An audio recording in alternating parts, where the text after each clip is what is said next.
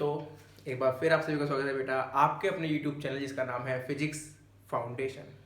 तो आज का हमारा टॉपिक रहने वाला है difference between speed and velocity. बेहद इंपॉर्टेंट टॉपिक, बेहद ही इंपॉर्टेंट टॉपिक है। इनके बीच अगर आपको डिफरेंस मालूमात चल गया एक बार तो आपका कॉन्सेप्ट क्लियर है, आप आसानी से किसी भी क्वेश्चंस को कर सकते हैं। ओके, फिर इसमें हम थोड़ी सी एक बात पढ़ने वाले हैं, इनके बीच रिलेशनशिप होती है एक, उस रिलेशनशिप की बात करेंगे। और वीडियो आज की छोटी रहेगी, इसे पूरा देखें, बिल्कुल भी स्किप ना करें एक भी पॉइंट। मैं कह रहा हूँ बहुत इंपॉर्टेंट चीज़ है ये। ओके, तो स्टार्ट करते हैं। स्पीड और वेलोसिटी में डिफरेंस। तो याद करो मैंने आपको डिफरेंस लिखने का तरीका बताया था बेटा मेरे, कि जब भी किसी दो क्वांटिटी में डिफरेंस लिखना है सबसे पहले तो आप लोग उसकी डेफिनेशन लिख सकते हैं। तो पहला पॉइंट तो इनकी डेफिनेशंस का हो जाएगा। क्या हो जाएगा? स्पीड क्या थी? Distance travel per unit time, है ना, एक टाइम में चली गई डिस्टेंस। आपने इसकी वीडियो देखी होंगी सेपरेट, स्पीड की वीडियो अलग रखी है हमारी प्लेलिस्ट में और वेलोसिटी की एक अलग वीडियो है। तो स्पीड क्या था? The distance travelled per unit time, एक टाइम में चली गई डिस्टेंस।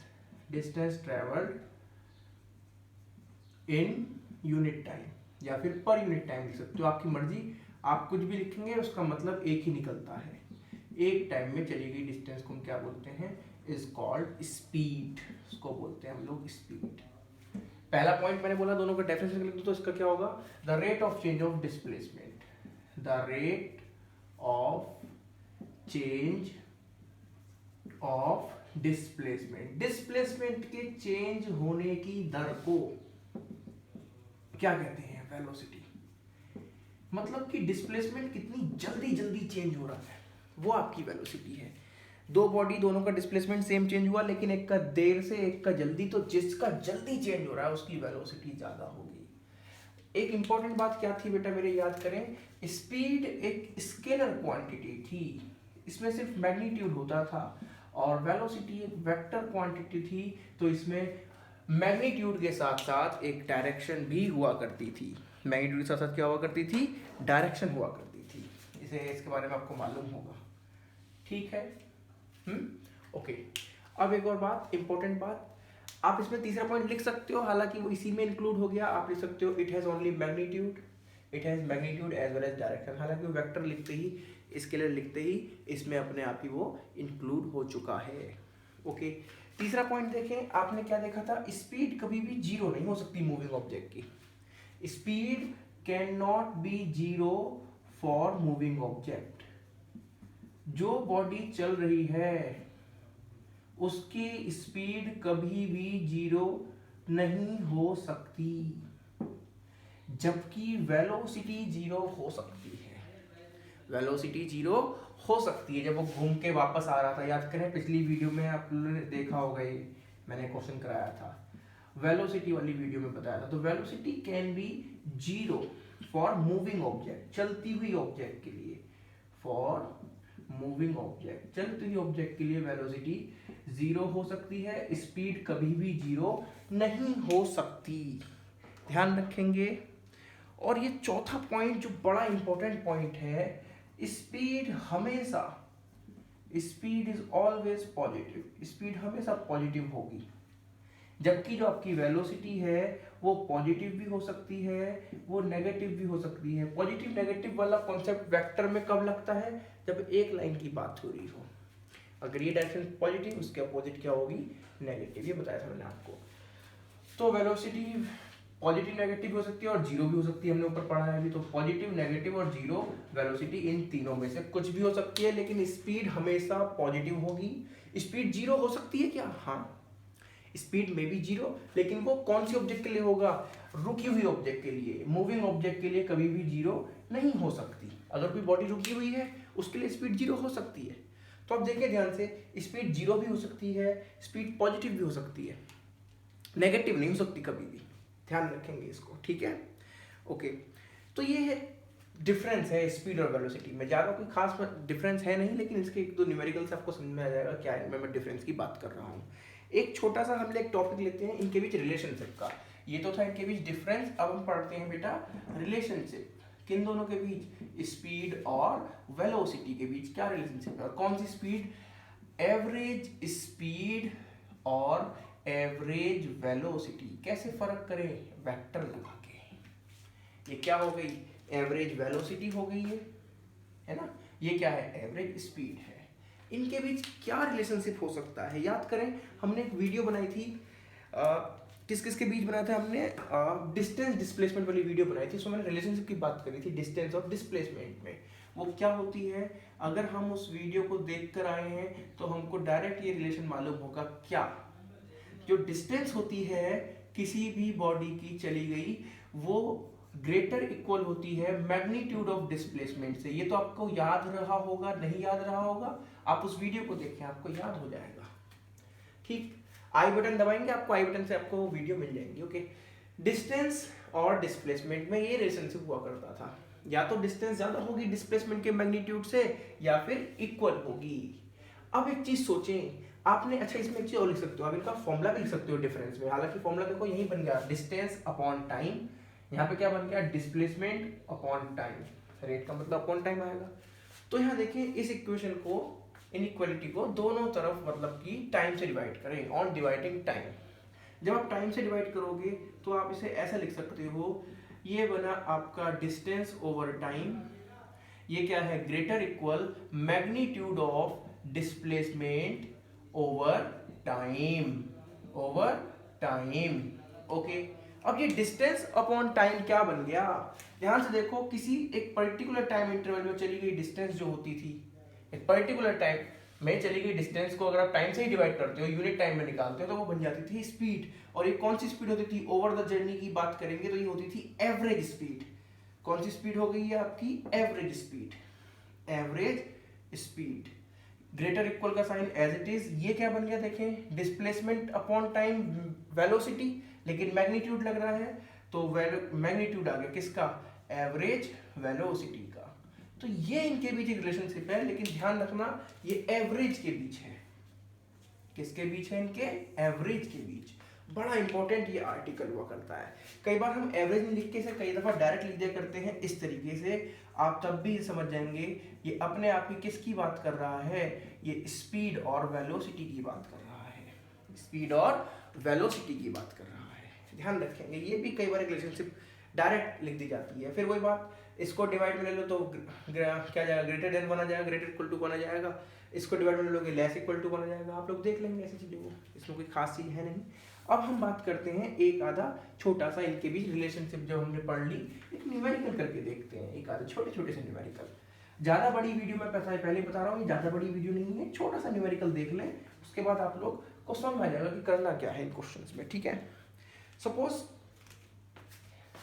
एग्जाम्पल 1, सपोज एक ये कोई स्क्वायर है, स्क्वायर सा बन जा बेटा मेरे, चलो बन गया। सपोज सबकी साइड, स्क्वायर और सारी साइड जैसी होंगी, 10 मीटर की है। कोई बॉडी यहाँ से चली, ए से बी से सी से डी से ए, ऐसे, ठीक है। इस तरीके से बॉडी कोई चल रही थी, 10-10 मीटर की सब ये साइड है। मान लीजिए कोई आदमी है, वो A B C D A ऐसे करके आया, कितनी देर में? इन सपोज करो उसे लगे 20 सेकेंड। 20 सेकंड में कोई आदमी स्क्वायर ग्राउंड के चक्कर काट के आ गया, A B C D A पर आ गया। अगर मैं सिर्फ डी तक जाता तो डी तक जाता। ओके, पूछे कहे बताओ एवरेज स्पीड क्या होगी over the journey.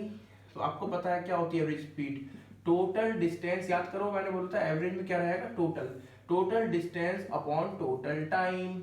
Total distance कितनी है बेटा? देखें ध्यान से मेरे, टोटल डिस्टेंस कितनी चला? ये 10 + 10 + 10 + 10 यानी कि 40 क्या? मीटर अपॉन टोटल टाइम कितना लिया? 20 सेकंड। इसे डिवाइड करता हूं तो क्या आ गया? 2 मीटर पर सेकंड। ये आपकी क्या आ गई? एवरेज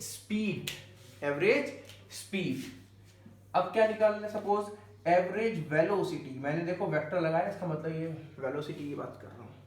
क्या फॉर्मूला होता था एवरेज वेलोसिटी का? याद करेंगे, एवरेज का तो मैंने बताया था टोटल, वेलोसिटी का होता था displacement over time, total time. अब एक बात ध्यान से सुनना, जब मैं यहाँ पर वेक्टर लगा रहा हूं तो मैं यहाँ पर वेलोसिटी, इसकी डायरेक्शन की भी बात करूंगा। किसकी बात करूंगा? डायरेक्शन की भी। अदरवाइज मैं क्या लगाता है? मोड लगाता है ये, तो मैं डायरेक्शन नहीं बात करता। देखें टोटल डिस्प्लेसमेंट कितना हुआ, इनिशियल से फाइनल के बीच कितनी डिस्टेंस है, ए से चला ए पर ही पहुंच गया, ए से चला ए पर पहुंचा, कितनी डिस्टेंस, 0 मीटर अपॉन टाइम कितना, टाइम 0 नहीं है, टाइम 20 सेकंड में पहुंचा, देखो घूम के ना, टाइम आ गया 20 सेकंड, 0/20 क्या हो गया, 0 मीटर पर सेकंड। अब एक बात मैंने आपको बताई थी, याद करें वेक्टर के बारे में, कि जब भी कोई वेक्टर 0 आ जाए मैग्नीट्यूड उसका, उसे बोलते थे जीरो वेक्टर, और उसकी डायरेक्शन कैसी होती थी, नो स्पेसिफिक डायरेक्शन, कोई स्पेसिफिक डायरेक्शन नहीं होती है ऐसे वेक्टर की। क्यों नहीं होती, क्योंकि यहाँ पे आके इधर कोई भाग सकता था, इधर कोई भाग सकता था, इधर को भी, इधर को भी, इधर को भी, हमें नहीं पता, इसलिए कोई भी स्पेसिफिक डायरेक्शन नहीं होगी। लेकिन अगर ये आदमी डी पर होता तो इनिशियल से फाइनल एक स्पेसिफिक डायरेक्शन इसकी मिल जाती, ठीक है, तब आपकी डिस्टेंस भी 30 आती, सोच के देखो, तब कुछ सब कुछ चेंज होता क्वेश्चन ये। तो ये क्वेश्चन है जो बड़ा अच्छा सा क्वेश्चन है, वो सिंपल सा क्वेश्चन है जिसे आप लोग समझ पाए होंगे। तो आप देखेंगे यहाँ पर एवरेज जो स्पीड है वो 2 है, और एवरेज वेलोसिटी का जो मैग्नीट्यूड है वो 0 आ रहा है। तो वेलोसिटी का मैग्नीट्यूड स्पीड से है तो कम होगा या बराबर होगा, इस केस में क्या आ गया, कम।